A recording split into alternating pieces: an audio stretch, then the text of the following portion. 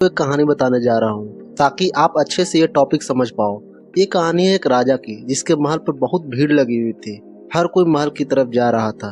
हुआ यूं था कि उस दिन सुबह राजा के पास एक भिखारी आया और उस भिखारी ने राजा से कहा कि क्या उसे भिक्षा में कुछ कीमती चीज मिल सकेगी।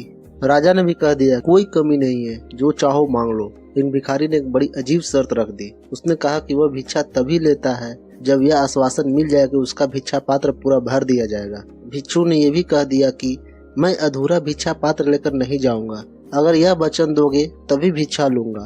राजा हंसा और उसने कहा तुमने मुझे क्या समझ रखा है, क्या मैं एक भिखारी का भिक्षा पात्र भी नहीं भर सकूंगा। और राजा ने शर्त मान ली।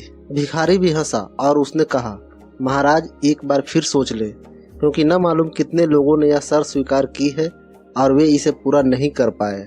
राजा ने मुस्कुराते हुए अपने वजीरों को कहा कि जाओ, अनाज के दानों से नहीं बल्कि हीरे मोतियों से इसके भिक्षा पात्र को भर दो। भिखारी ने दोबारा टोकने की कोशिश करी, पर राजा के वजीरों ने कहा समय बर्बाद मत करो, जाओ और उसके भिक्षा पात्र को हीरो मोतियों से भर दो। वजीर बहुत से हीरे मोती लेकर आया और उस भिखारी के भिक्षा पात्र में डाल दिया।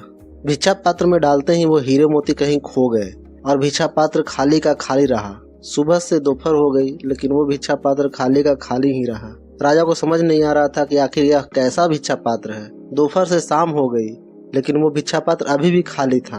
आखिर में राजा भिखारी के पैरों पे गिर पड़ा और माफी मांगने लगा। राजा ने कहा मैं माफी मांगता हूँ, बस आप इतना बता दें कि यह भिक्षा पात्र क्या है, क्या इसमें किसी तरह का जादू है या कोई और रहस्य। उस भिखारी ने बताया यह ना तो कोई जादू है और ना कोई रहस्य। एक बार मैं शमशान घाट से गुजर रहा था तो मुझे वहाँ एक आदमी की खोपड़ी मिली और उससे मैंने यह भिक्षा पात्र बना लिया और मैं खुद हैरान हूँ, इंसानी मन से बनी ये खोपड़ी कभी भरती ही नहीं।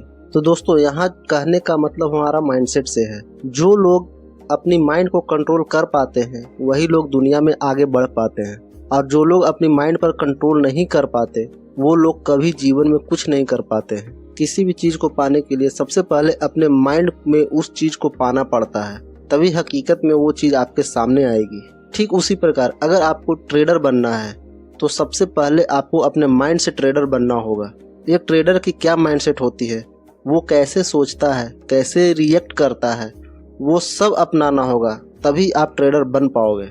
सारा खेल अपनी सोच का है। तो सवाल ये है कि एक ट्रेडर की सोच क्या होती है और एक बिगिनर ट्रेडर की सोच क्या होती है। तो एक बिगिनर ट्रेडर की सोच यही होती है कि किस तरह से आज पैसा बनाया जाए, चाहे जैसे भी हो। वो हमेशा सिर्फ प्रॉफिट में आना चाहता है। वो सोचते हैं कि मार्केट खुला और मुझे पैसे बनने चाहिए। उनके माइंड में सिर्फ और सिर्फ पैसे घूमते रहता है, इससे ज्यादा वो सोच ही नहीं पाते हैं। और वहीं एक प्रोफेशनल ट्रेडर ये सोचता है कि आज मैं सिर्फ अपने प्लान फॉलो करूंगा। वो कभी प्रॉफिट और लॉस के बारे में नहीं सोचते। उनका इरादा सिर्फ अपने प्लान और रूल्स को फॉलो करना होता है। उन्हें पता है कि जब मैं अपने रूल्स फॉलो करूंगा तो प्रॉफिट अपने आप हो जाएगा।